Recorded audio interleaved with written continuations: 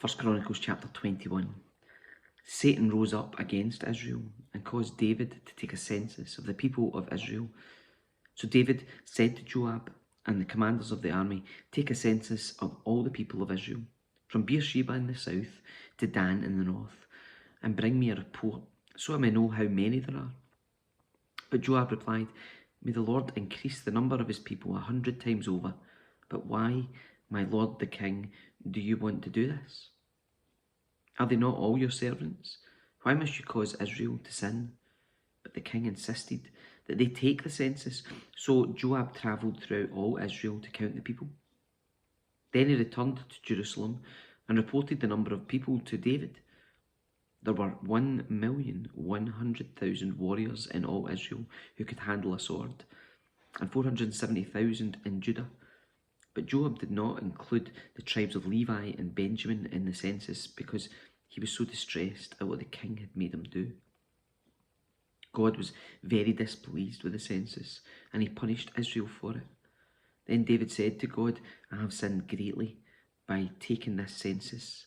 Please forgive my guilt for doing this foolish thing." Then the Lord spoke to Gad, David's seer. This was the message: "Go and say to David, this is what the Lord says. I will give you 3 choices. Choose one of these punishments and I will inflict it on you." So Gad came to David and said, These are the choices the Lord has given you. You may choose 3 years of famine, 3 months of destruction by the sword of your enemies, or 3 days of severe plague as the angel of the Lord brings devastation throughout the land of Israel. Decide what answer I should give the Lord who sent me." "I'm in a desperate situation," David replied to Gad. "But let me fall into the hands of the Lord, for his mercy is very great. Do not let me fall into human hands." So the Lord sent a plague upon Israel, and 70,000 people died as a result. And God sent an angel to destroy Jerusalem, but just as the angel was preparing to destroy it, the Lord relented and said to the death angel, "Stop, that's enough." At that moment, the angel of the Lord was standing by the threshing floor of Araunah, the Jebusite. David looked up and saw the angel of the Lord standing between heaven and earth with his sword drawn, reaching out over Jerusalem. So David and the leaders of Israel put on burlap to show their deep distress and fell face down on the ground. And David said to God, "I'm the one who called for the census. I'm the one who has sinned and done wrong, but these people are as innocent as sheep. What have they done? O Lord my God, let your anger fall against me and my family, but do not destroy your people." Then the angel of the Lord told Gad to instruct David to go up and build an altar to the Lord on the threshing floor of Araunah the Jebusite. So David went up to do what the Lord had commanded him through Gad. Araunah, who was busy threshing wheat at the time, turned and saw the angel there. His 4 sons who were with him ran away and hid. When Araunah saw David approaching, he left his threshing floor and bowed before David with his face to the ground. David said to Araunah, "Let me buy this threshing floor from you at its full price.